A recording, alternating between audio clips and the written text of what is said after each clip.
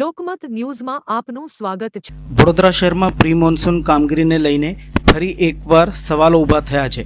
રૂપારેલ કાસની સફાઈ કામગીરી હજુ પણ અધૂરી હોવાના કારણે આજવા રોડ વાઘોડિયા રોડ વિસ્તારના સ્થાનિકોમાં ભારે રોષ જોવા મળી રહ્યો છે।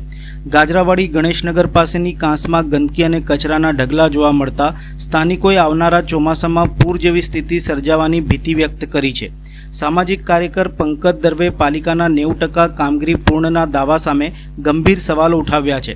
તેમણે જણાવ્યું હતું કે ગત વર્ષે પણ પ્રી મોન્સૂન કામગીરીના દાવાઓ છતાં અનેક વિસ્તારોમાં પાણી ભરાવાની સ્થિતિ સર્જાઈ હતી અને આ વર્ષે પણ જો સમયસર કામગીરી પૂર્ણ નહીં થાય તો ફરી પૂર જેવી પરિસ્થિતિ સર્જાઈ શકે છે।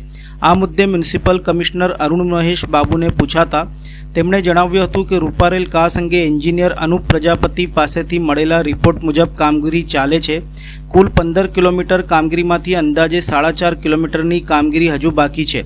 તેમણે કહ્યું હતું કે આ રિપોર્ટના આધારે માહિતી આપી રહ્યો છું, છતાં પણ જો આપણા ધ્યાનમાં બહાર કઈ બાબત આવતી હોય તો જણાવશો, યોગ્ય કામગીરી કરવાની સૂચના આપવામાં આવશે। ડ્રેનેજ સંબંધિત સમસ્યાઓ અંગે પણ યોગ્ય કાર્યવાહી કરવાની ખાતરી આપવામાં આવી હતી। સાથે જ દંતેશ્વર તળાવ લાઇન અને તળાવ સફાઈ મુદ્દે અધિકારીઓ સાથે ચર્ચા કરી વહેલી તકે નિરાકરણ લાવવાની બાહેંધરી પણ વ્યક્ત કરવામાં આવી હતી।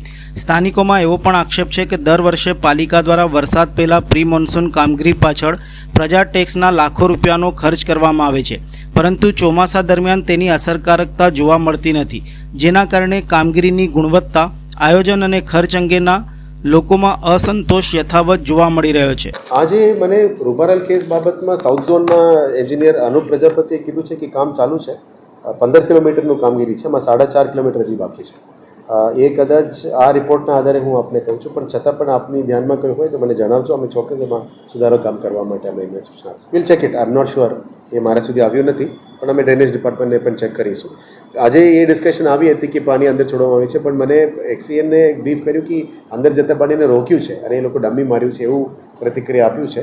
છતાં પણ આપ ડ્રેનેજ ડિપાર્ટમેન્ટમાં પણ એમને પૂછી શકો છો। હરેશ રાઠવા જવાબદાર અધિકારી છે અને અનુપને પણ